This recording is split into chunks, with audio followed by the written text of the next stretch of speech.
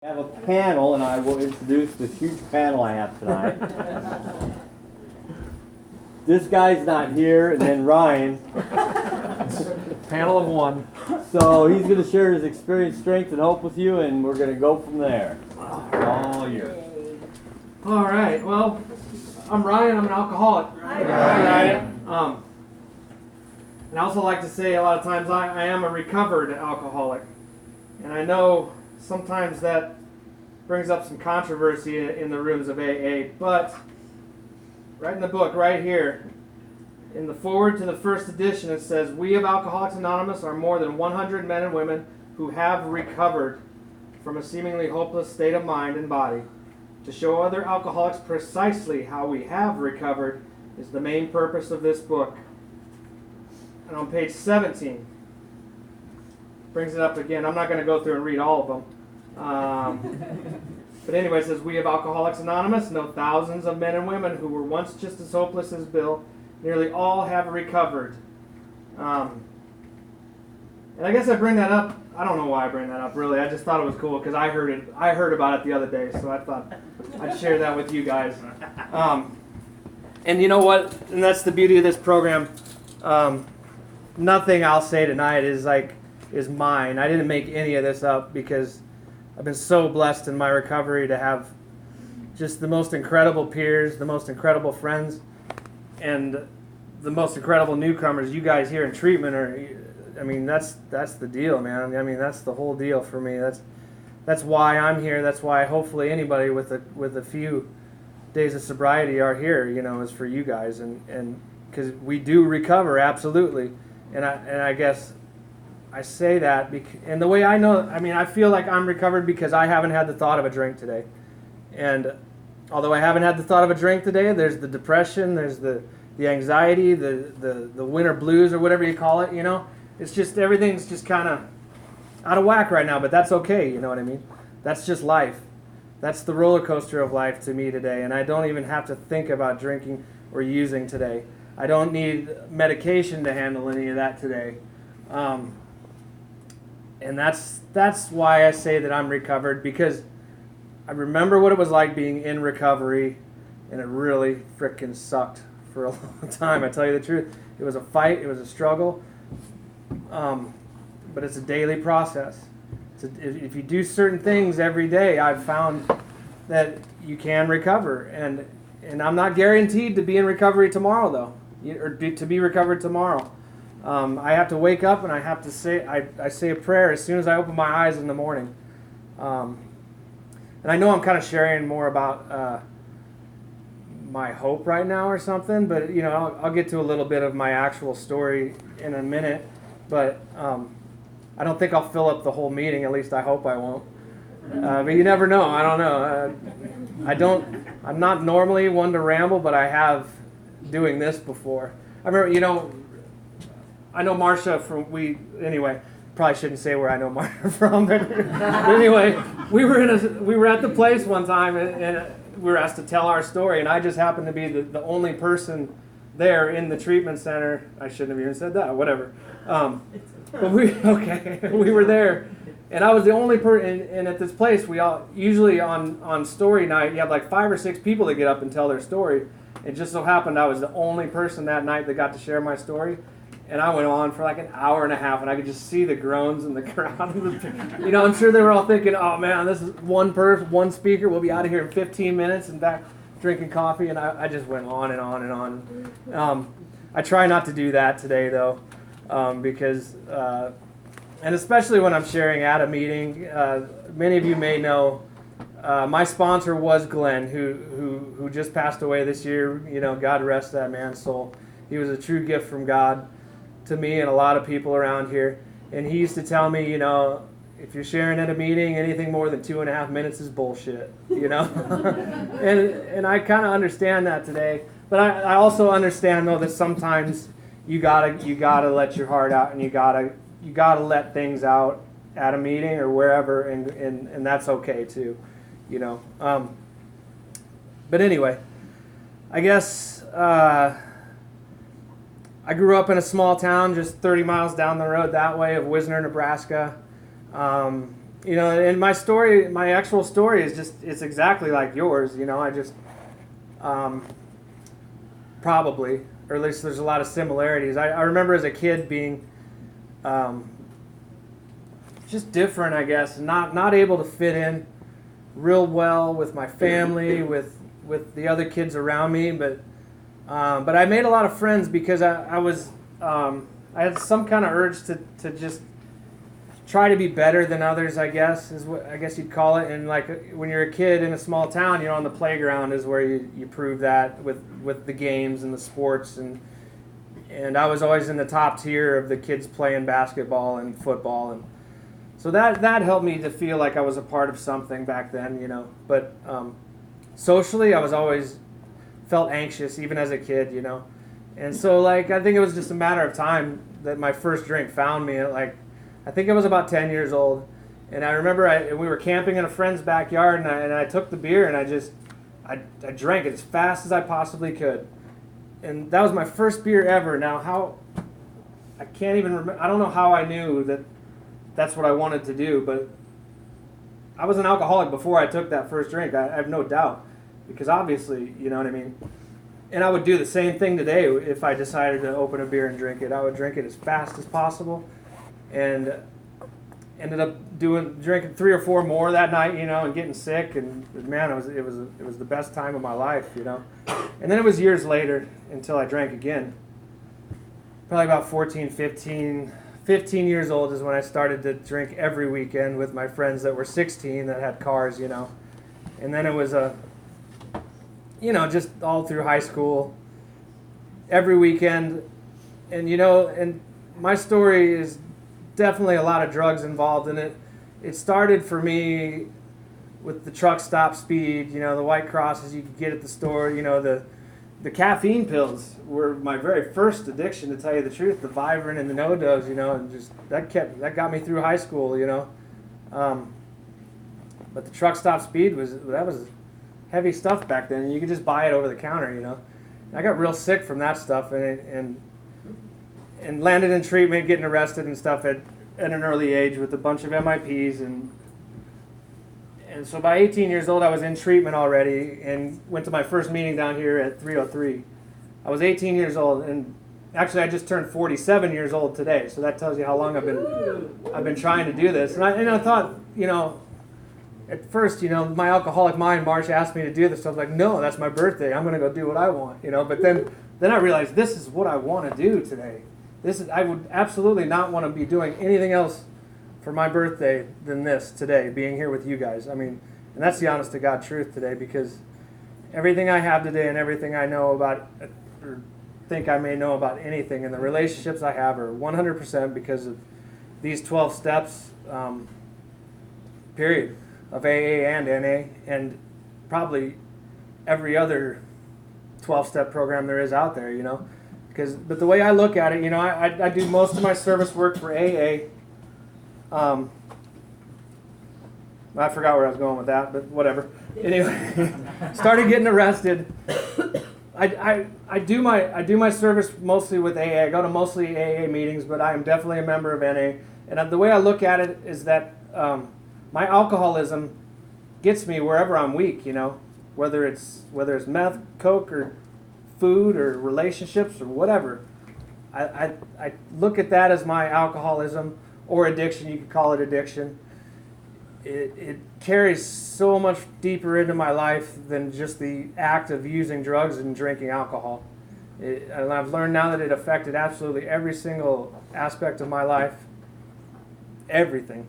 So that means when I got in here, I had to change everything, and that's what took me so long, because I didn't get that, you know. But anyway, I was in treatment, going to meetings at 303, watching Larry smoke cigars and cigarettes like a chimney, right?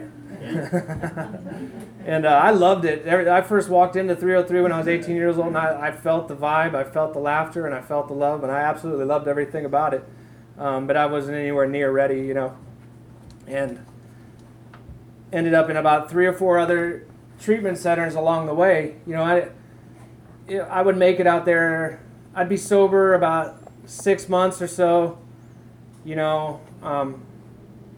after treatment, do some meetings, and then it was always, the meetings and the program would just taper off, and then I thought my life and what I wanted to do took over. And obviously, if you leave me running my life, I drink and use drugs, period, no matter what.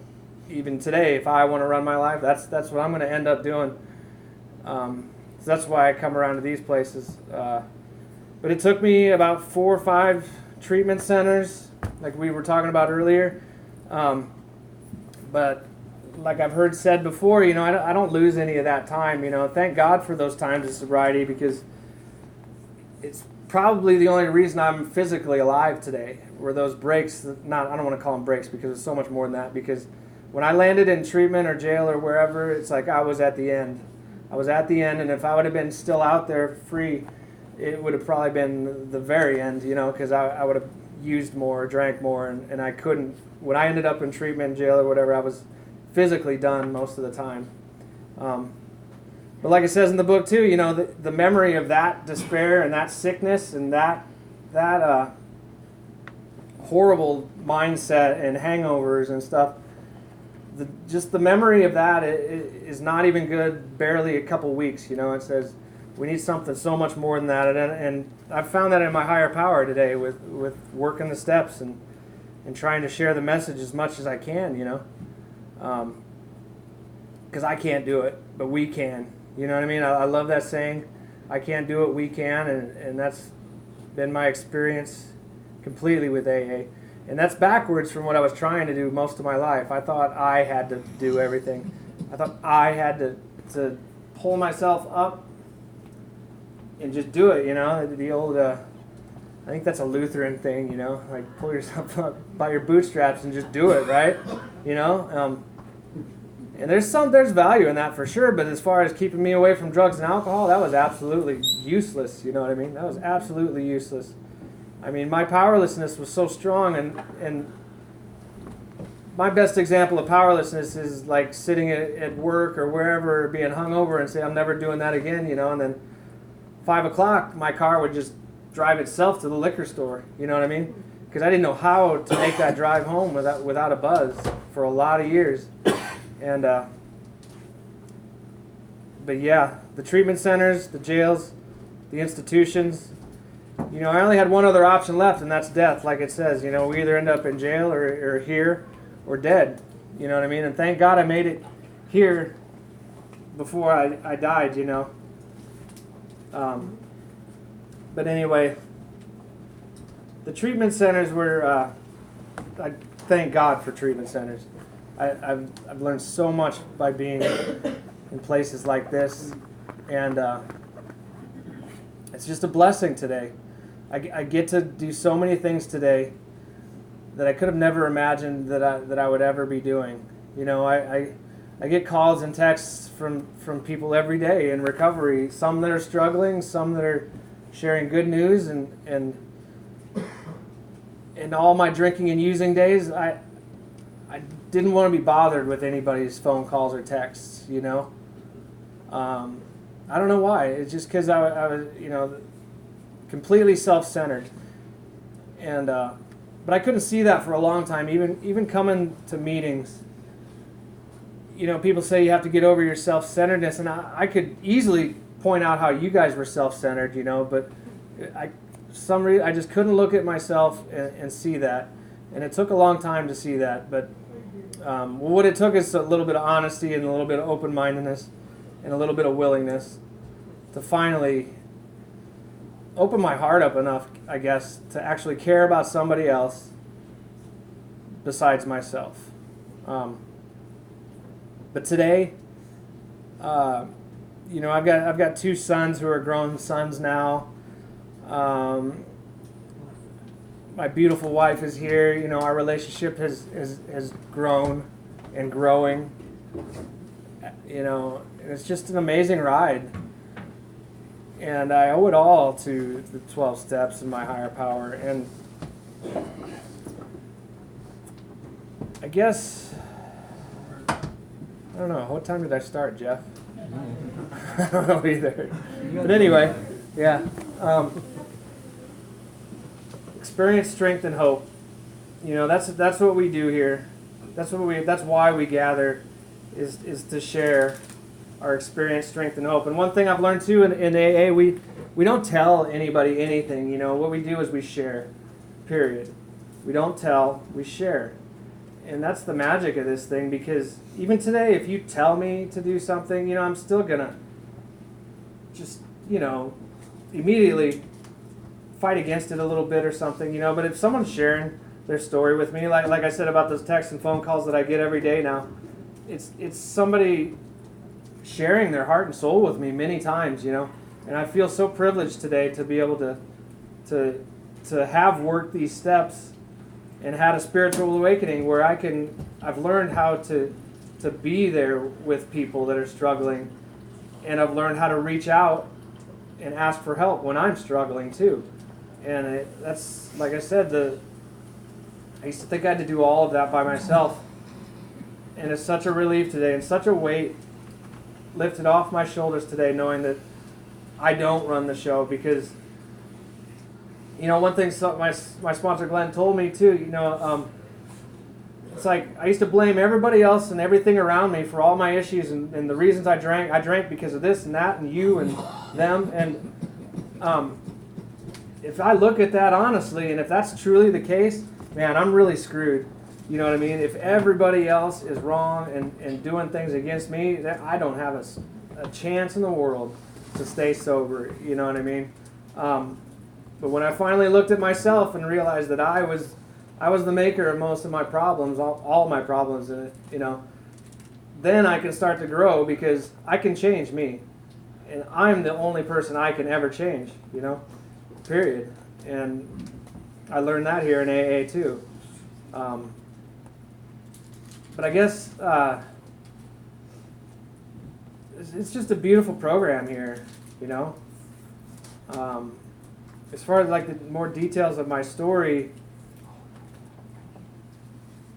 and back to my kids, I guess, when I was in treatment one time, my 15-year-old son told me, he never wanted to talk to me or see me again until he knew that I was never going to drink again. Those are his exact words, and he said it right to my face, and I could see the hurt and pain in that kid's eyes, and that was something he'd been waiting to just tell me. And if he could have, he would have beat the shit out of me right there too, and I wouldn't have blamed him. You know what I mean? He was that hurt, and there was that much pain there and oh God, it's hard to think about that stuff. But since I've done this stuff, and this was about 7-8 years ago, our relationship is wonderful today. And that's one of the beautiful things about this program too, is we forgive and we are forgiven many times. Our forgiveness, people forgiving us, is not a guarantee though, we can't. That isn't why we make amends, is to be forgiven. But by the grace of God, my kids have forgiven me, and we've got a beautiful relationship today. They both texted me today, happy birthday and all that, and it's the little things for me today. It's the little things for me, and I used to just ignore all those little things, the birthday texts, used to mean nothing to me, or the calls, I don't know. I was alcohol and drugs. In my alcoholism, it wasn't actually the alcohol and drugs, but my alcoholism separated me from society. And what I found was, in my early drinking and using days, is I could drink and use, I could be part of what I thought was society, but that's not the society I want to be part of today, I guess. At least the drinking and using, friends, parties, things like that. Because today I've got real friends, and I tell you what, when you join AA or NA or any program like that, you instantly have an army of brothers and sisters that will have your back no matter what, and and you guys love me until I can love myself. That statement is true for me today. Thank God for that, because I look back on some of the things I would say to Glenn, and who knows whatever, and I see myself today with some newcomers coming to me and telling me stuff today, and it makes me laugh, because Glenn used to make fun of me. I used to ask him about these conversations we'd have, and I was still using, and pretending like I was sober, and I wasn't drinking. So I thought I could join AA and just not drink, never mind all the prescriptions and stuff like that. Well, I need those because I'm depressed or I have anxiety, But for me, I was a using drug addict using those prescription pills.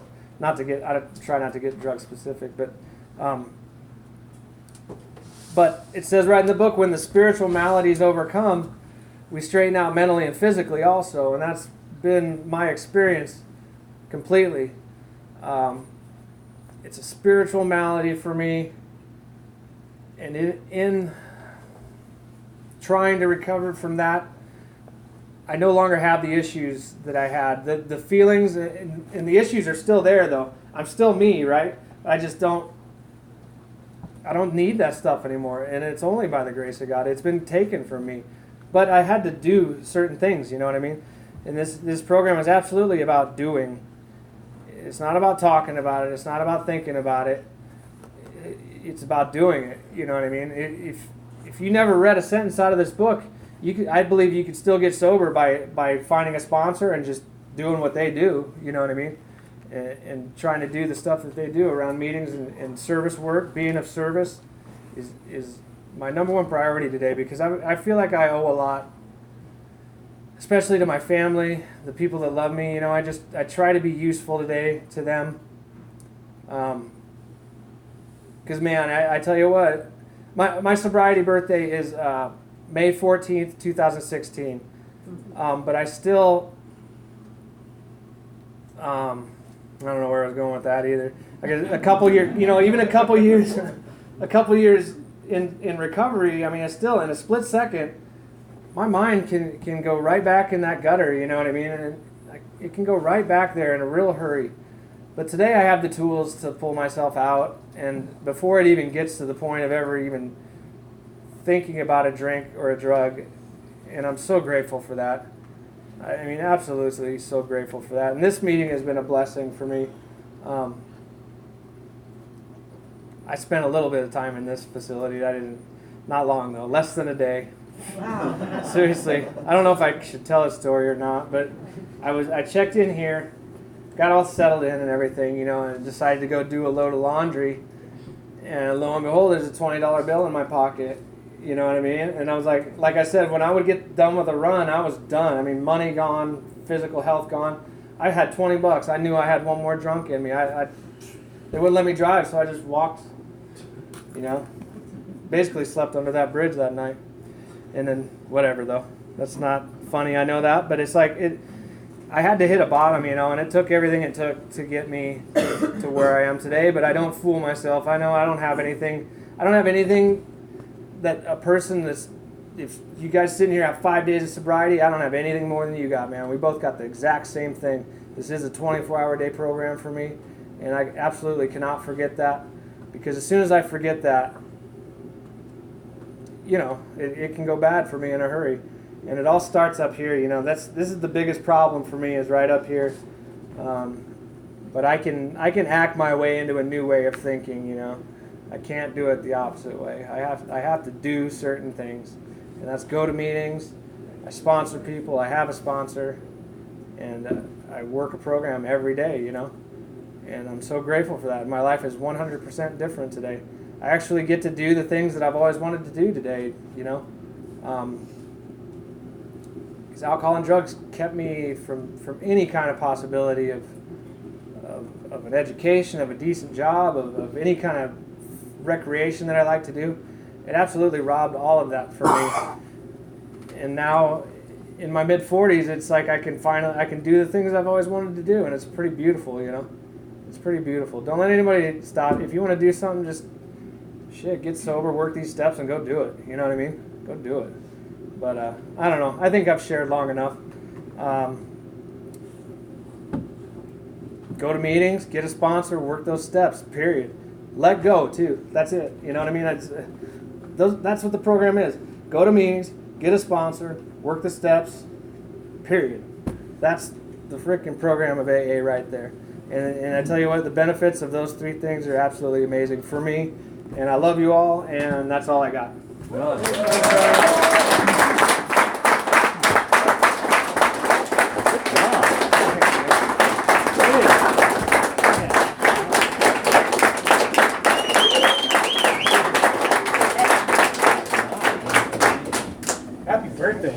Thanks, man.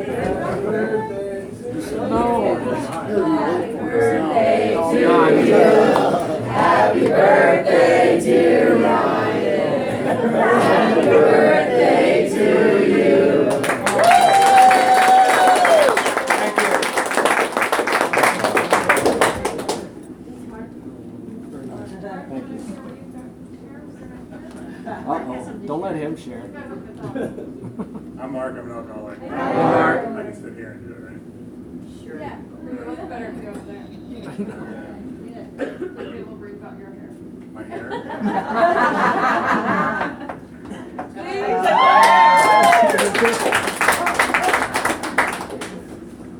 Back here? I gotta get David, up your again. seat. All right. Oh, you're gonna share? Cool. I'm Mark, I'm an alcoholic. I wasn't prepared for this. Yeah, do I have to stand? I'll stand. You can do whatever you want. It's a God thing? Yeah, everything's a God thing. I'm not nearly as good a speaker as Ryan, and he's not very good. But no, Ryan talked about a few things that really stuck out to me. He talked about the relationships made in AA, and I know when he was brand new in the program, I was really new in the program. We met each other for the first time, and we instantly became best friends. And that still goes today. And that never, I mean, you know, I was thinking as I was sitting out there that I have like one or two really good friends from childhood. But after that, it was friends for a moment with people, especially in my drinking days. And now it's real. I mean, me and Ryan. What is it again? With an R. This guy. You know, we've been really brothers for quite a few years now, and I'm grateful for that. And I've made lots of brothers and sisters, and you know, my story's not a lot unlike his. I drank at a young age, quit for a while, started drinking again. I guess when I became a professional alcoholic, you know, I spent some time, a lot of my time being a dry drunk. I kind of break down my drinking days into my DUIs. So I have three DUIs, so there's like the 3 steps of my drinking days. And after my second one, I quit for 4 years, but I never went to the program, to AA. And yeah, I mean, I really thought I was pretty awesome for, you know, I can do this. Not drinking's easy. But God, the shit that went, or can you swear in here? The stuff that went on up here, the craziness. And, you know, when I think back, as far as I can think, that craziness was there all the time, even as a kid. And Brian talked about that, anxiety and stuff. And yeah, I can really relate. I know I quit for 4 years, and I thought, I obviously don't have a problem. So, because if I had a problem, because alcoholics drink every day, all day, right?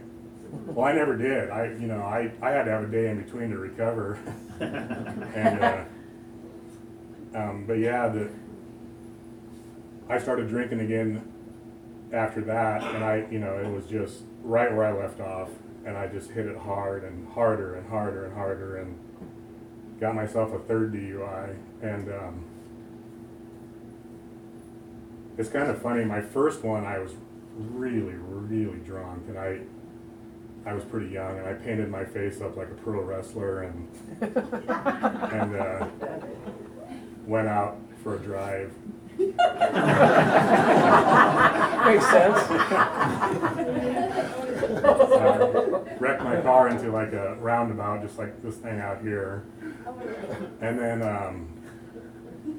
that's like the last thing I remember. And like several hours later, I woke up in a hospital room with my head in a waste paper basket, and my eyes open, and that's all I see is like they stuck my head in a waste paper basket, and I'm like, what?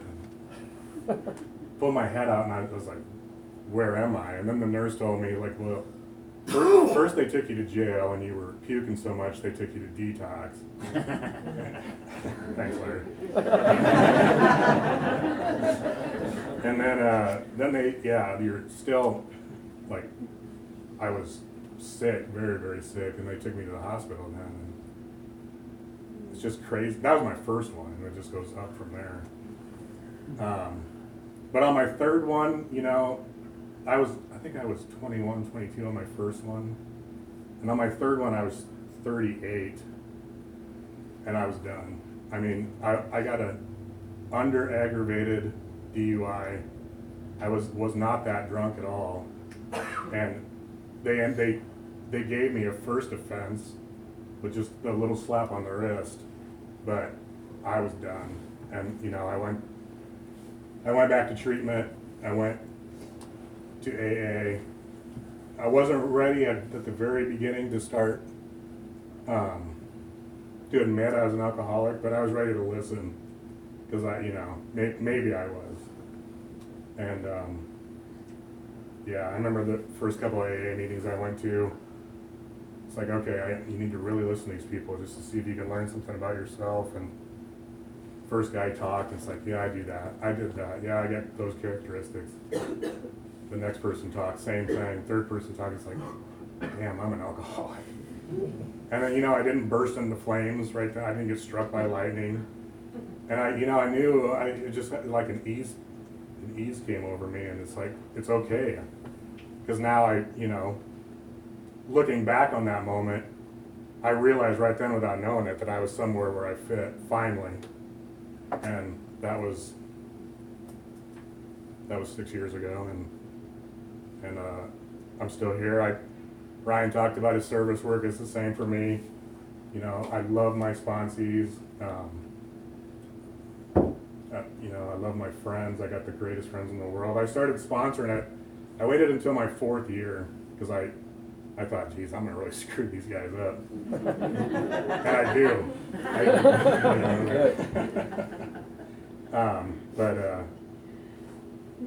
I was scared too. We had the same sponsor, Glenn, and I talked to him about it some, and he's like, you just need to do it. Finally, I did it, and it was a total train wreck. And but one thing Glenn always told me is that no matter what happens, you can't make them drink, and you can't make them stay sober. You don't have that kind of power. So, I just started, and I started taking them through the book the same way Glenn took me through, and I could sit here and talk for an hour about him. I'd probably start bawling if I do, because he meant a lot to me, and I miss him a lot. And but he survives in all of us, Me and him laugh a lot about the little Glennisms, like the one I'll always take with me is 2 of them. Think it, don't say it, and you got to quit blaming yourself, you big dummy. I'm never.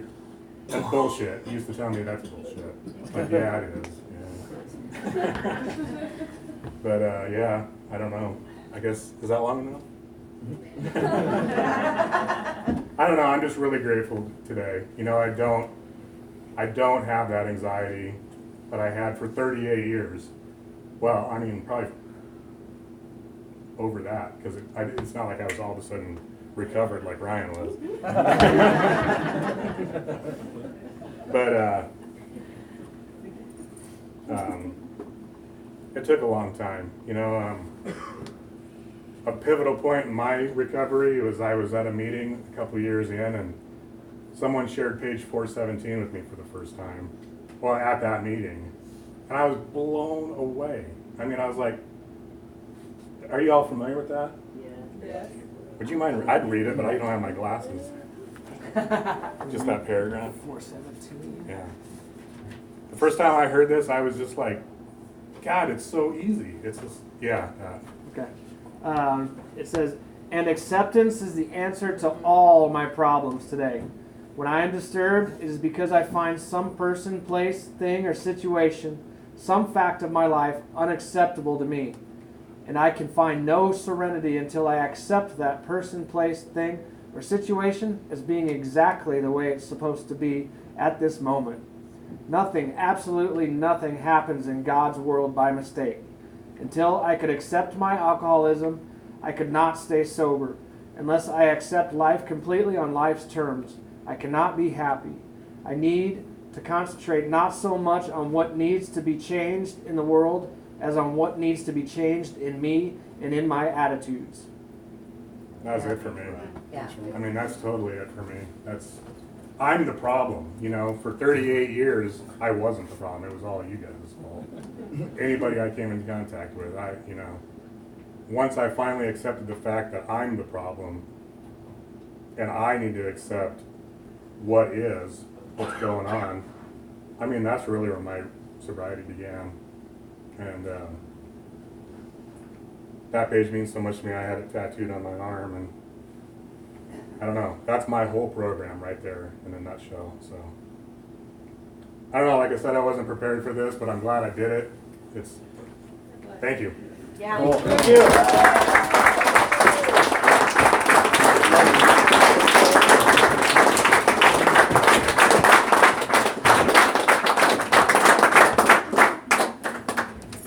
Wow. You might as well. Might as well. I know. My name's Jeff. I'm a member of Alcoholics Anonymous.